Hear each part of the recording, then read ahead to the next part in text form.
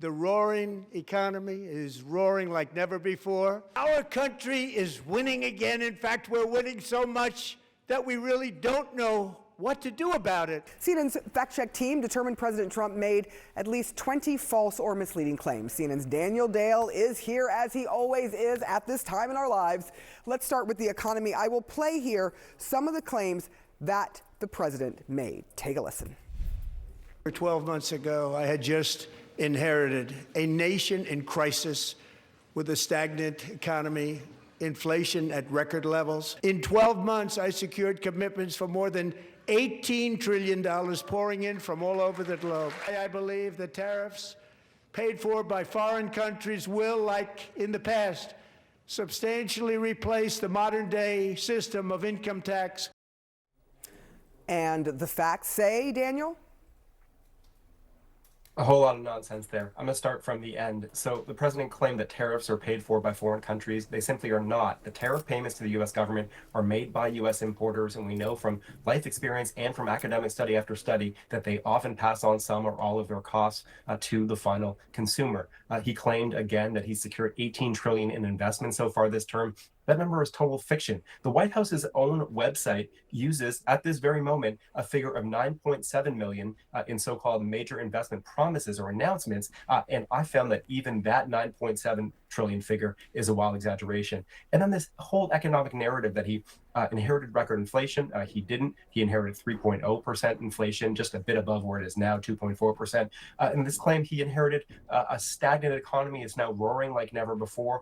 Look, economic growth in 2025, mostly under Trump, was 2.2%. That was partly affected by the government shutdown in the fall, but it was 2.8% under President Biden in 2025. It was also higher than 2.2% in every other year of the Biden administration before 2024. And other metrics also don't suggest any corroboration of this narrative that there is some terrible disease stagnant economy that is now booming. It's just not the case. Yeah, it's really fascinating that he quoted this $18 trillion, but on their own website, it's $9.7 trillion that they are touting. So there's a huge discrepancy there. All right, the president also said he's responsible for low gas prices, getting them to below $2 in some states. What do the facts say in this one? Yeah, so he said most states have gas prices below $2.30. Not a single state yesterday had a gas price average, according to AAA, below $2.37. And then how many stations were below $2? Well, I spoke to Gas Buddy, a firm that tracks more than 150,000 gas stations around the U.S. They told me that 4 stations yesterday were selling for below $2 aside from special discounts. 4 out of 150,000. So yes, they exist, but the president didn't make clear that we're talking like beyond needle in a haystack territory here. With us now is CNN senior reporter David Goldman. Hi, good morning to you, David. So let's talk about the economy, what the president said there. You say the president isn't wrong when he says America's economy is strong, but Americans don't necessarily feel that. Why? Yeah, well, it's because the economy is not about numbers. It's about affordability to so many people. That's the thing that drives voters to the polls, right? So if you have a really strong economy, and we do, I mean, growth is pretty robust, jobs are rebounding a little bit, inflation's under control.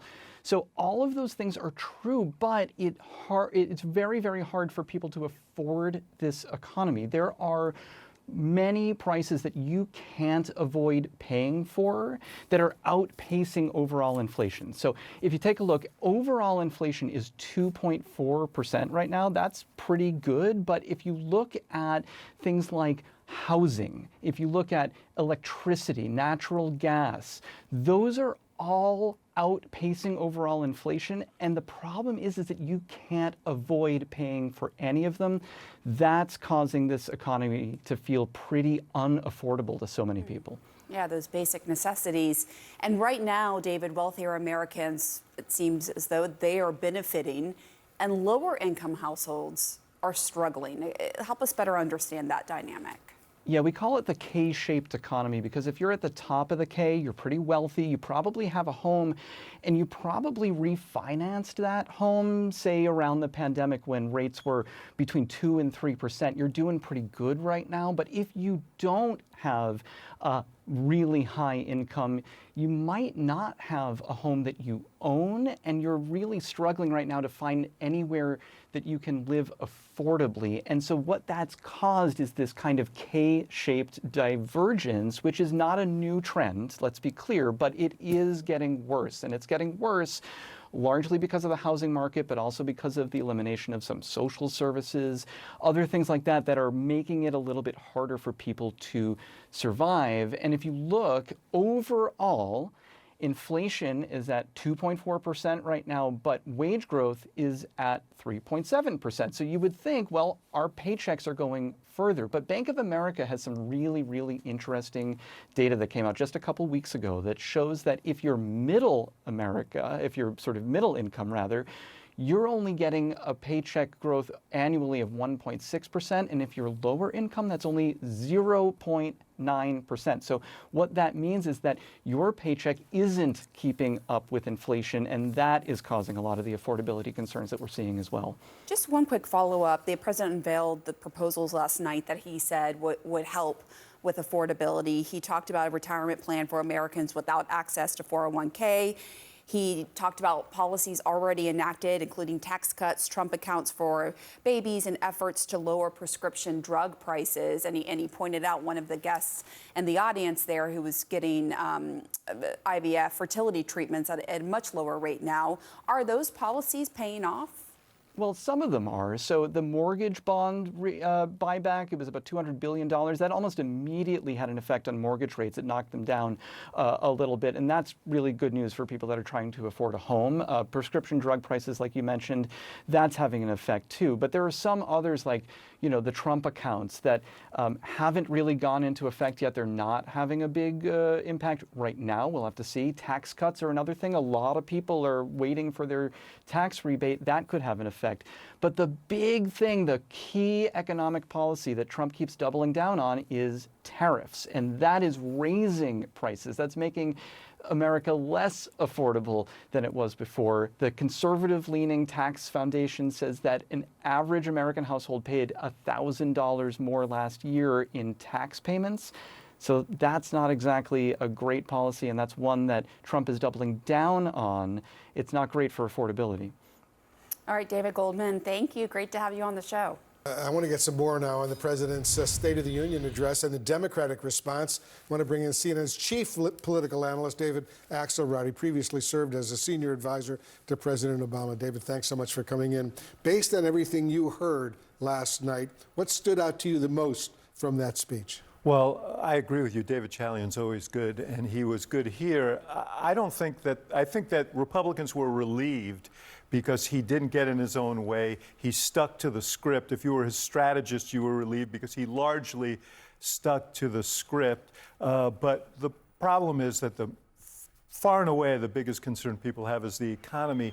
And he told a story of the economy that did not match people's experience.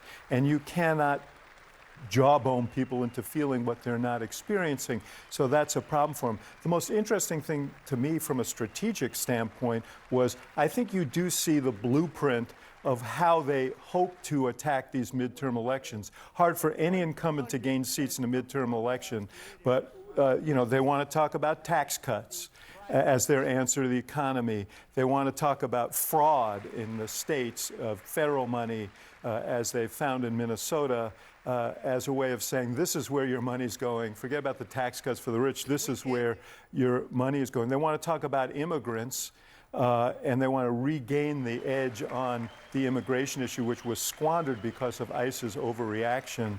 And then finally, they want to define the Democrats and create a kind of straw man to run against. So that line, these people are crazy, it seemed like an ad lib. It was written into his text. That is the picture they want to paint. That your guest, Ilhan Omar, they want her to be the face of the Democratic Party. They want Mamdani to be the face of the Democratic Party that they can sort of organize against. Whether this will work, I think, is a very big question. But at least you saw what they're thinking about strategically moving forward to November.